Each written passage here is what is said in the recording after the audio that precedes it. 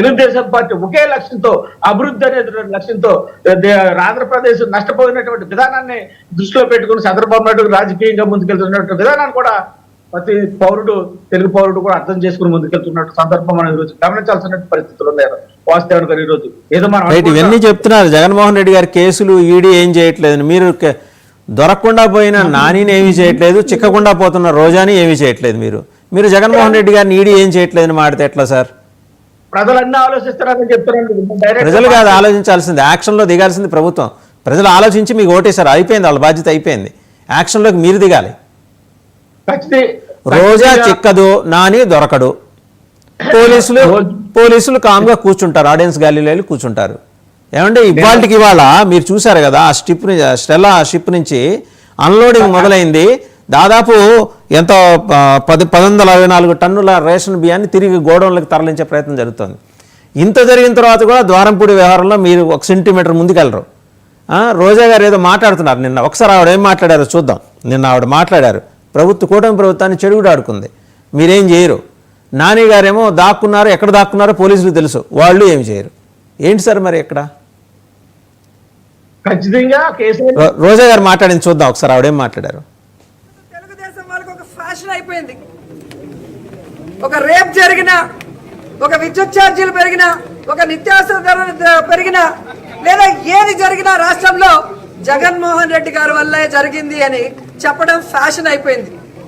అసలు అధికారంలో ముఖ్యమంత్రిగా ఉన్నది జగన్మోహన్ రెడ్డి గారా, చంద్రబాబు నాయుడు గారు అని నేను అడుగుతున్నాను. ఈరోజు మీరు చూస్తే ఏ విధంగా చంద్రబాబు నాయుడు పార్టీలో 164 మంది ఉన్నామని చెప్పుకుంటున్నారు కూటమి ప్రభుత్వం. మరి ఈ 164 మందిని అడుగుతున్నా, మీరు అధికారంలో రావడానికి విద్యుత్ ఛార్జీలు పెంచము, తగ్గిస్తాము, అవసరమైతే ప్రజల దగ్గర కొనుగోలు చేసే విధంగా ఆవిడ మాట్లాడింది విన్నారు కదా. రాష్ట్రంలో ఏం జరిగినా, రాష్ట్రంలో అత్యాచారాలు జరిగినా దానికి జగన్మోహన్ రెడ్డి గారే బాధ్యత అని చెప్పేసి మీరు ప్రచారం చేస్తున్నారని ఆవిడ ఆరోపణ చేస్తుంది. వీళ్ళు ఏదో నిన్న విద్యుత్ ఛార్జీల పేరు మీద బయటకు వచ్చారు, 6 నెలలు ఎక్కడ ఉన్నారో తెలియదు. నిన్న అవినాష్ రెడ్డి గాని లేకపోతే రోజా గారు కానీ నిన్న ఆ జిల్లాలో చేసినటువంటి అడవడంతా మనం చూసాం. ఇవన్నీ కూడా కొత్త సంవత్సరంలో ఖచ్చితంగా వీళ్ళకన్నీ కూడా రిటర్న్ గిఫ్ట్స్ వెళ్ళబోతున్నాయి. ఆ విధంగానే మా నాయకుడు కసరత్తు చేస్తా ఉన్నాడు. ఖచ్చితంగా వీళ్ళెవరిని కూడా వదిలే ప్రసక్తి లేదు. పేరు నాని ఎక్కడ దాకున్నా 3,000 బస్తాలే కాదు, చాలా బస్తాలో ఆయన మెక్కేసినటువంటి సందర్భం. ఆయన కేసు ఎలా వదులుతారు? పబ్లిక్ ఇష్యూ అయింది అది ఖచ్చితంగా. ఆ సివిల్ డిపార్ట్మెంట్ లో అది నమోదై ఉంది. ఆ కేసు వదిలే ప్రసక్తి లేదు.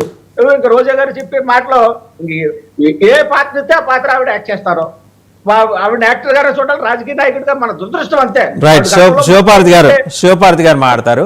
శివపార్తి గారు, రోజా చిక్కదు, నాని దొరకడు, వీళ్ళిద్దరిని వదిలేసి పోలీసులు చాలా ప్రశాంతంగా వాళ్ళు శాంతి భద్రతలు, మిగిలిన శాంతి భద్రతల వ్యవహారం చూసుకుంటున్నారు. ఓ పక్క ఇవాళ అన్లోడింగ్ మొదలైంది కాకినాడ స్టెల్లా షిప్ నుంచి. 3,000 మొత్తం 1124 టన్నుల రేషన్ బియ్యాన్ని ఆల్రెడీ గోడౌన్లకు తరలించే ప్రక్రియ కూడా మొదలైంది.